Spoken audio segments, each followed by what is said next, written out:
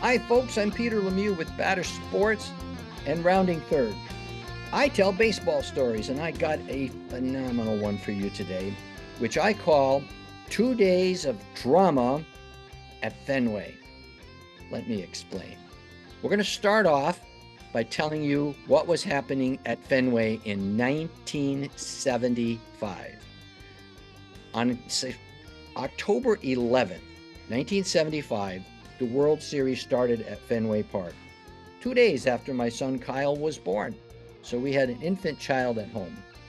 Let me explain the combatants. The Cincinnati Reds, often called the Big Red Machine, have perhaps one of the very best offensive lineups in the history of baseball. Let me explain as quickly as I can.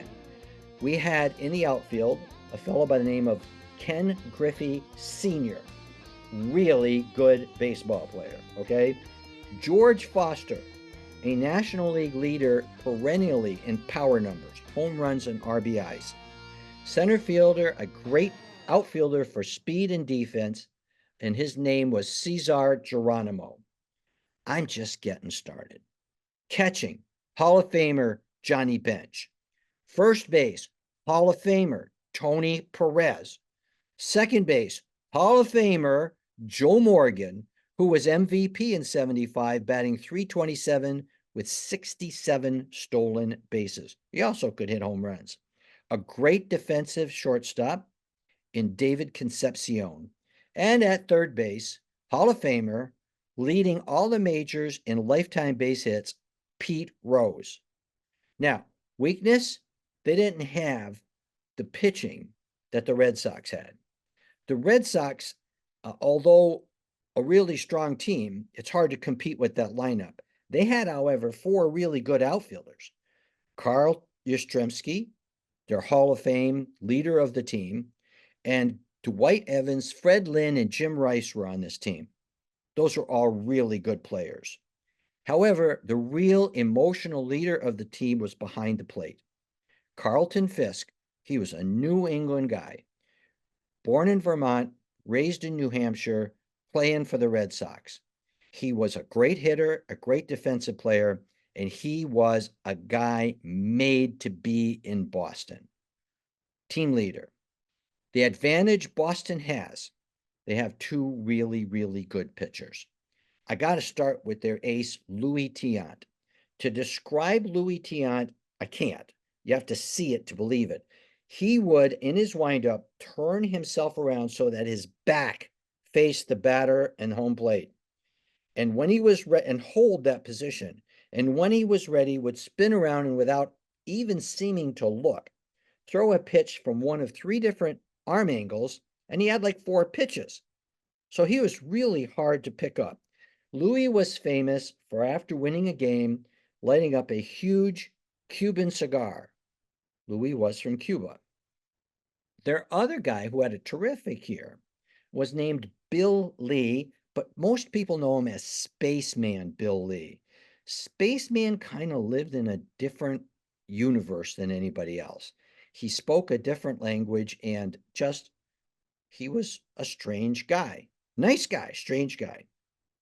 He had no fastball at all. He completely won 17 games throwing what the announcers called junk.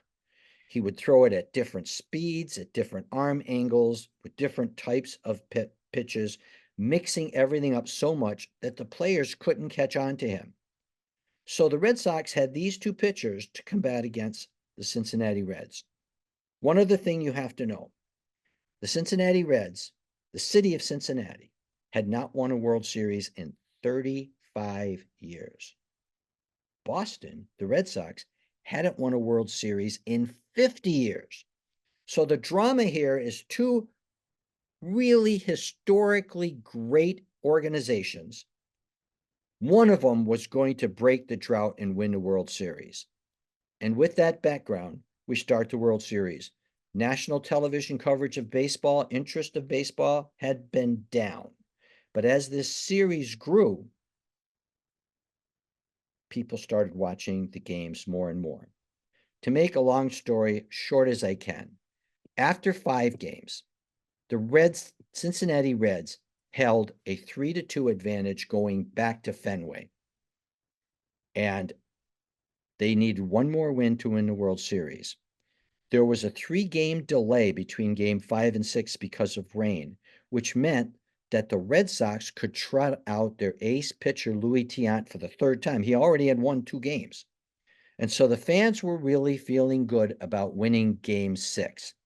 And it started off great. Oh, by the way, all of a sudden, the way this had happened, the people watching the Baseball World Series that year were setting all kinds of records.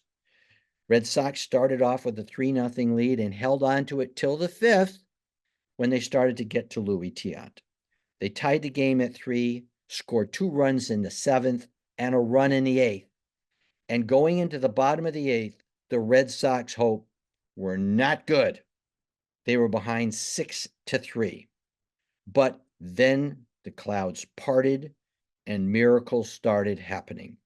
In the bottom of the 8th, a seldom used player, pinch hitting, named Bernie Carbo, launched a 3-run homer, and all of a sudden, all of New England resurrected.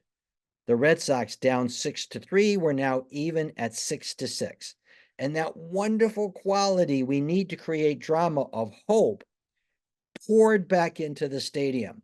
And as you would expect in a classic game, and this is the classic game of the series, no runs in the 9th, no runs in the 10th, no runs in the 11th, 6-6.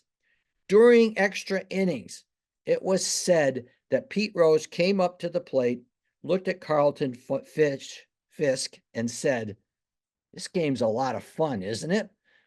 And it was. Bottom of the 12th, Carlton Fisk leads off in one of the most famous videos in all the history of baseball, launches a high, deep fly ball down the left field line. Running sideways down the first baseline, Fisk was waving the ball to stay fair. And it did. 7-6 win for the Red Sox. Rounding the bases, fans were pouring out on the field. So much so that Fisk had to jump over fans to touch home plate.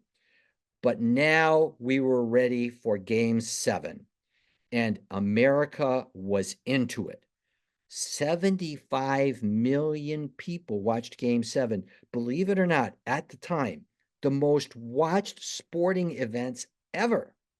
It would be the Reds against the Red Sox. And it was, like all the games were in that series, great. Red Sox again up 3-0. But then here's what happened that threw the World Series towards Cincinnati. I don't mean through in an illegal way. 1 out, Pete Rose on first base, and Johnny Bench hits a double play ball. Shortstop to second. But when the second baseman gets the ball, Pete Rose is bearing down on him with every force of energy. Charlie Hustle was what he was called, and he completely creamed the second baseman, which was legal. He threw the ball over the first baseman's head, and Johnny Bench ended up on second base. As happens in the mystery of baseball, Tony Perez followed with a home run. And now instead of 3-0, it's 3-2. 7th inning, 2 outs, man on second. Pete Rose hits a single, and now it's 3-3. 9th inning, 3-3 game. Ken Griffey walks, gets sacrificed to second. A ground out moves him to third. And the Red Sox said, "We are not pitching to Pete Rose." So they walk him to face Joe Morgan. And for the second time in the series, Joe Morgan gets a hit at the end of the game to bring in the winning run, following a Pete Rose intentional walk.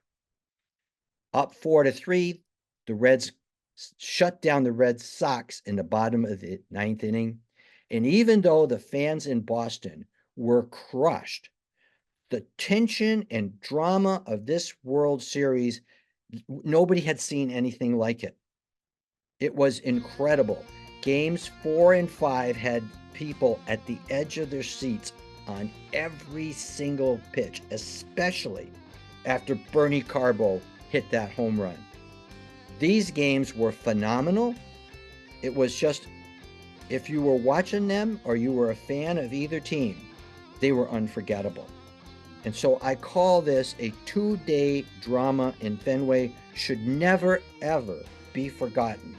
I present to you one of the great baseball stories, and I hope that you folks tell this story to your children and your grandchildren, and tell them about these phenomenal players that played in these games and what they did. As always, it's been a pleasure being with you folks at Rounding Third. Look forward to hearing from you and seeing you again in the future. Have a great day.